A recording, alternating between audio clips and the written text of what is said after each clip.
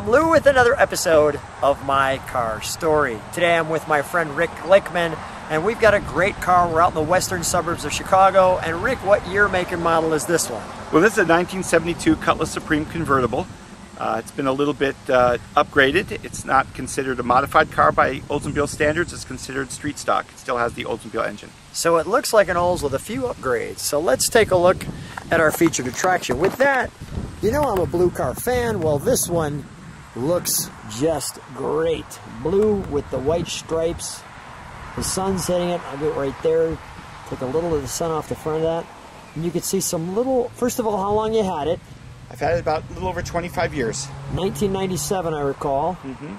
And I can see we've got some headlight upgrades here as we get closer. Right, what do we have there? There's a company that makes old school looking headlights. Until you turn them on, there's a halo, so it has driving lights, and then of course they're LED, so they're as bright as a modern car. There we go. And we've got the Oldsmobile Rocket. It says Supreme. You have the stripes. The hood looks just great. Let's come along to the side. Getting a little wind out here, but that's okay. It's behind us. Tell me a little bit about your striping here. So I always felt that Oldsmobile kind of missed the mark on the striping. The Hearst Olds went around the front bumper, but it was a little wider and it went on the bottom. I felt that it should have a stripe that accentuated that rear bumper. So my stripes are the same width and they come around and they make that bumper sort of continue to stripe. I hand laid them out and we sprayed them before we did the clear coat. And as we get a little bit closer, we have the sport mirror, the nice rake there, your word Cutlass, your Olds Rocket with the color coved wheels. Let's open the hood, shall we? Sure. We got our marker light here. Let me just show one other thing. Back here, we have our door guard here, our marker light there. All the marker lights, all the other lights are all LED now, so they're all pretty visible. So they have a nice bright look. We'll show a little bit what that tail light looks like, which is upgraded as well. Let's show them under the hood, shall we? Sure. Go ahead. Jump in front there. Thank you. The Oldsmobile script right there. So we've got the Mickey Thompson's valve covers with the 357. Tell me why we have 357. Well, that's a little nod to my Chevy friends who always like to put the blown out number on the side of their fender outside the car. So this car was bored out 40 over. Technically it's a 357. It's really a Rocket 350, and Rocket 350s came in Olds gold. So I took Mickey Thompson's aluminum valve covers, painted them gold, rubbed off the gold, popped the silver so it would show that Olds logo. These were period correct upgrades you'd buy at a speed shop, you know, in '72. They were made specifically for Oldsmobile. And I took the same thing with instead of the black air cleaner, I got an aluminum one, sprayed it gold, buffed off the gold from the fins. I took the stone shield from a 70, which came with a red background instead of black like mine, and glued that to the top and put the red air cleaner in to give it kind of a red and gold custom feel. Very nice. I'm just going to step on this side of you. You can see we've got your 350 cubic inch 4-barrel there. You have your aftermarket air conditioning. You can see the upgrade to the Excel spark plug distributor there, so that you've got easy start, if you will, no points in condenser. I've got a Rochester Quadrajet, the SMI, custom made. It's 800 CFM, custom made for my car, tuned to my car.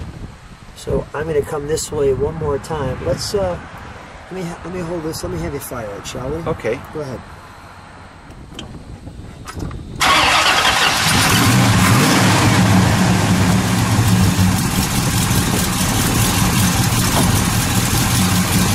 So it's got Hydro Boost brakes because of the overdrive transmission I put in, 204R from a later Grand National from the 80s. So it wouldn't stop, so I had to put in the Hydro Boost that uses steering fluid instead of instead of pneumatics, instead of vacuum, so that it gives 1,800 pounds of pressure at the wheel instead of 800. There's ceramic coated headers there to go to the Flowmasters. So get that rumble from the Flowmasters. Sure.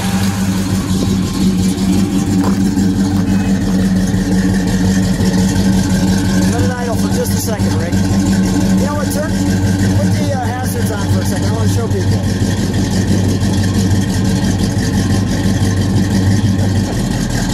There we go.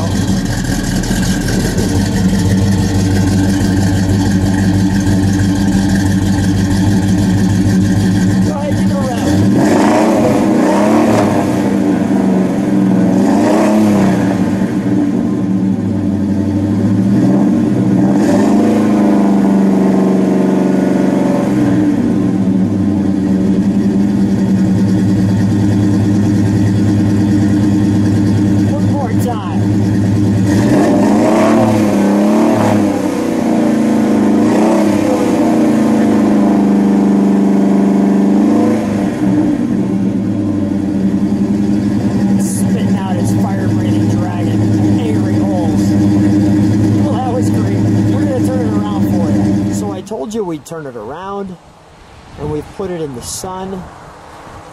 And you can see all the sparkle there. Now there's some things I want to show you right off the bat with the back. First of all, you have the Oldsmobile, each letter scripted out.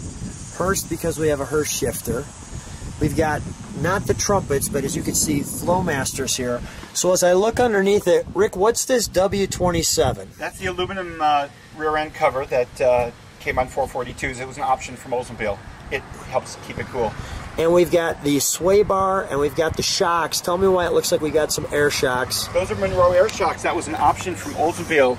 It was traditionally for heavy load, but I like it because it makes a little rake. I can put 103 pounds in there. Oh yeah, right. And I can just raise the car up just a little bit and give it that high school rake that I enjoyed as a kid. While we're here, awesome. While we're here, let's open the trunk, shall we? Now we don't have any trunk and treats for you, but I do want to show you how clean it is. Got the big boom box, which YouTube, if we turned it on, would say you don't own the rights to that music, right. So we won't do that. I've got 5 speakers hidden around, and it's all remote control with hands-free Bluetooth. I can talk on the phone. But it's nice too with the light back here. Just really. That's a factory light. Yeah, which is really, really nice and clean. Notice the stainless comes around here. All right, let's close that. I want to give them the overall shot of the side of the car. Come on alongside with me. Here, as I show the side, the sun hitting it really, really looks good. And while I'm here on the side, I want to show you what it looks like with the top up. So I shared with you I'd show you what the car looks like with the top up, and the white stripes and the white top just look tremendous. As you can see, love that color blue with the white top. That's just stunning right there. All right, Rick, let's take the top down, shall we?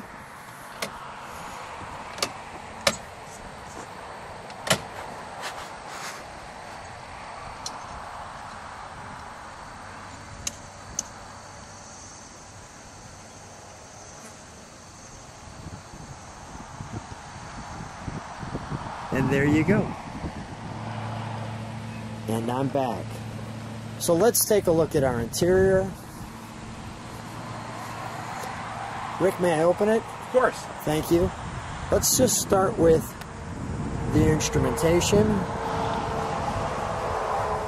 Letting you take that in. As we open the door, you can see we've got nice contrast, black on the bottom, white in the center, nice white pull strap, along with power windows, nice Oldsmobile features, power brakes.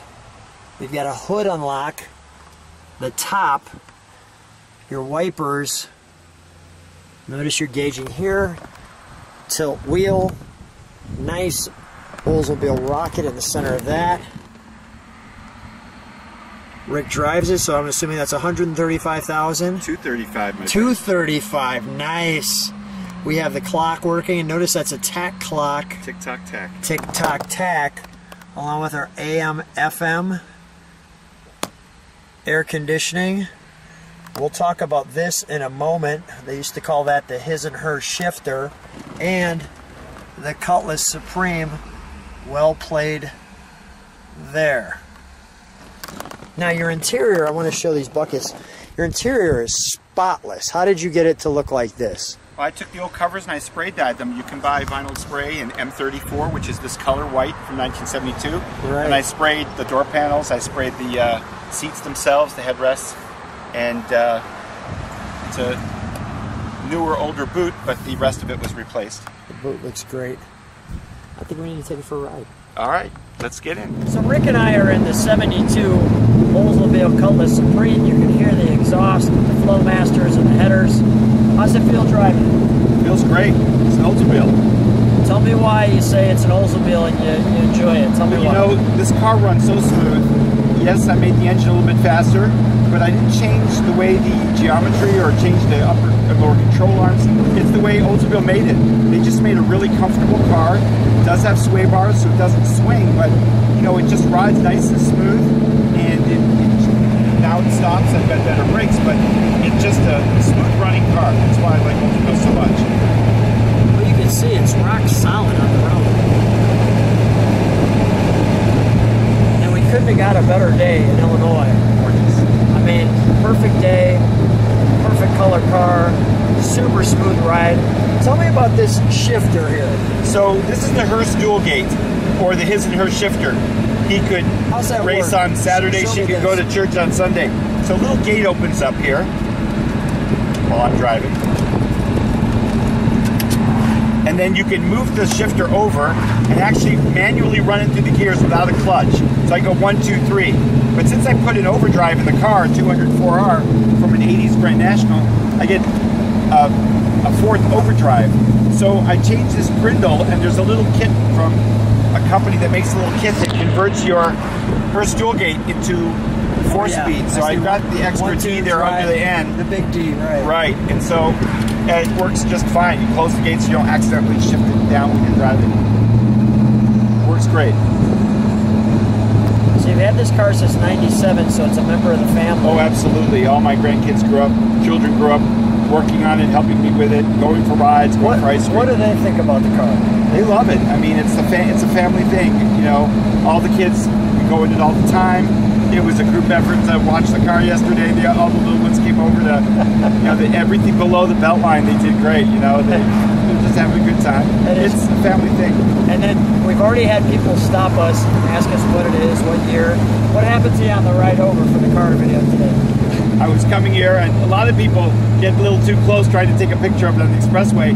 But these guys in a truck pulling a car they obviously just finished almost ran me off the road. They made me pull over on the tollway so that they could stop and talk about the car. Of course, you know, it's a car nuts. I stopped. You know, pull over on the highway. Exactly. Now.